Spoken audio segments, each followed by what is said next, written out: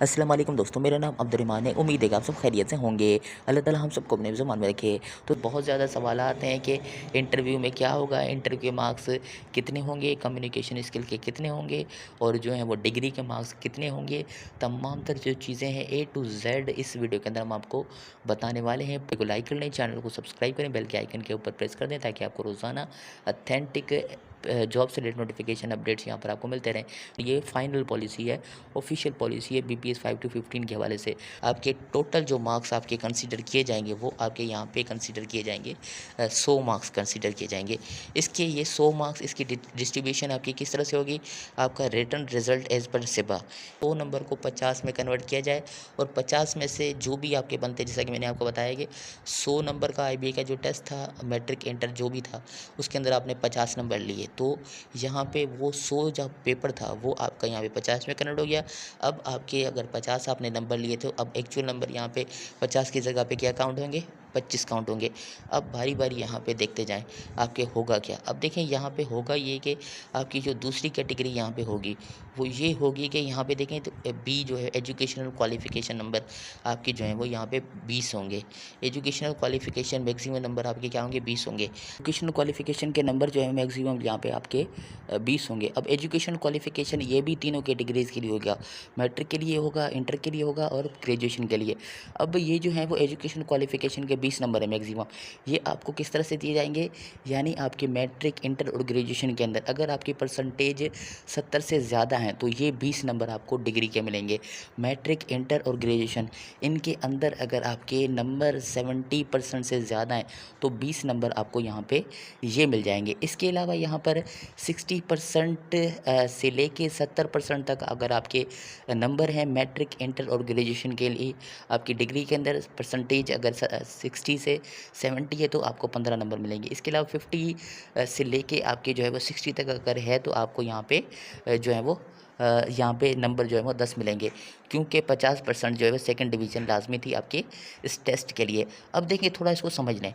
अब आपके जो है वो 2 कंडीशन हमने आपको बताई, वो पेपर वो नंबर जो है वो पहले ए सेक्शन में लग गए, उसके बाद 20 अगर जिसकी 70 परसेंटेज होगी तो 20 नंबर ये काउंट हो जाएंगे, यानी 50 और 20 कितने हो जाएंगे आपके, तकरीबन 70 हो जाएंगे।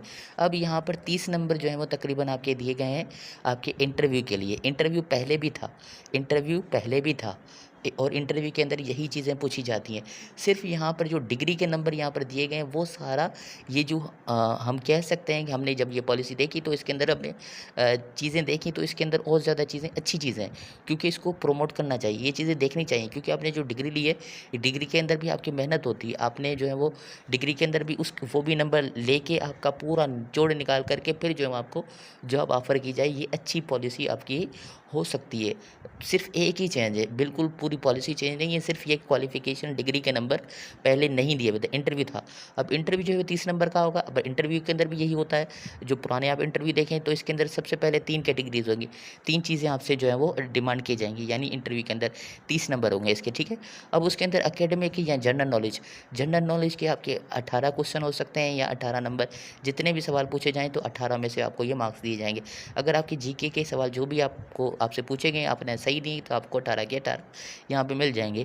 उसके बाद यहाँ पर आपके जो सब्जेक्ट रिलेटेड, यानी जो जिस डिपार्टमेंट के अंदर आपकी ये जॉब है, जिस डिपार्टमेंट के अंदर आप जा रहे हैं, जिस सब्जेक्ट के अंदर जा रहे हैं, तो उसकी आपको नॉलेज होनी चाहिए। यानी पुलिस के अंदर आप जा रहे हैं इंटरव्यू देने के लिए, तो पुलिस के डिपार्टमेंट की इन्फॉर्मेशन होनी चाहिए, हेल्थ की होनी चाहिए, एजुकेशन की होनी चाहिए, यानी जिस सेक्टर के अंदर आपने अप्लाई किया है उस सेक्टर की आपके पास नॉलेज होनी चाहिए। ये 6 सवाल आपसे पूछ सकते हैं।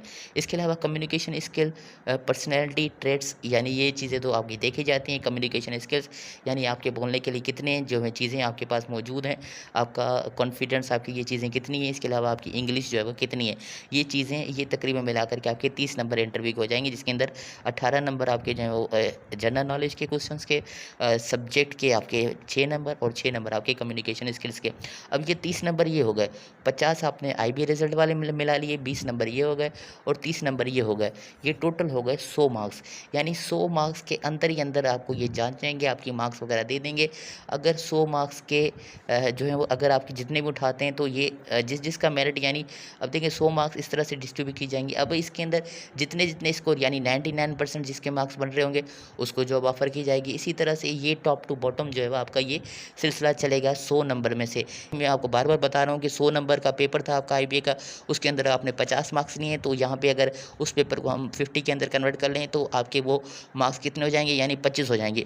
तो यहाँ पे आपके 25 मार्क्स हो जाएँगे, 25, 20 ये, 30 ये। तो इस तरह से जो भी आपकी लिस्टिंग बनेगी वो टॉप टू बॉटम जो है वो आपकी लिस्ट बनेगी। उसके बाद जिसके भी नंबर इस 100 में से जितने भी ज़्यादा होंगे उसको जो है जॉब के लिए प्रेफ़र किया जाएगा। और ये चीज़ें हैं जो कि आपके इंटरव्यू के लिए असेसमेंट वगैरह ये सारी चीज़ें यहाँ पे लिखी जाएँगी। Government of Sindh administration department interview assessment जिसको दिया गया है, उसके अंदर जनरल मेरिट वगैरह सारी चीज़ें यहाँ पे लिखी जाएँगी। उसके बाद कैंडिडेट्स की डिटेल लिखी जाएँगी। ये सारा जो है वो आप कह सकते हैं कि एक आपका प्रोटोटाइप है जो कि कैंडिडेट्स के लिए होगा। जो चीज़ें हैं उनसे एकेडमी के मार्क्स कितने हैं यहाँ पे दिए जाएँगे। उसके बाद वेरिफिकेशन डॉक्यूमेंट्स वेरीफाइड हैं या नहीं है। फिर उसके बाद रिसीव्ड, नॉन रिसीव्ड सारी चीज़ें, सिग्नेचर वगैरह, ये आपका जो है वो एक तरह से रिज़ल्ट कार्ड आपका यहाँ पे बन जाएगा, जो कि आपके लिए एप्लीकेबल होगा। इसके अंदर आपके डिपार्टमेंटल जो है वो बनाएँगे, जो डिस्ट्रिक्ट सिलेक्शन कमेटी बनेगी वो आपका ये रिज़ल्ट जो है वो जारी करेगी। मिसाल के तौर पर आपके पुलिस डिपार्टमेंट के अंदर आपकी 10 नौकरियाँ आएँगी, तो 10 के जो रिज़ल्ट कार्ड ये बनेंगे टॉप टू बॉटम होगा, यानी 99 वाले को मिलेगी वो जॉब पुलिस वाली, 98 वाले को मिलेगी, जो है वो 97 वाले को मिलेगी। इसी तरह जिस डिपार्टमेंट के अंदर आपका जो है वो जॉब आएगी उसके अंदर जितनी सीट्स होंगी उसके हिसाब से ये रिज़ल्ट कार्ड होगा।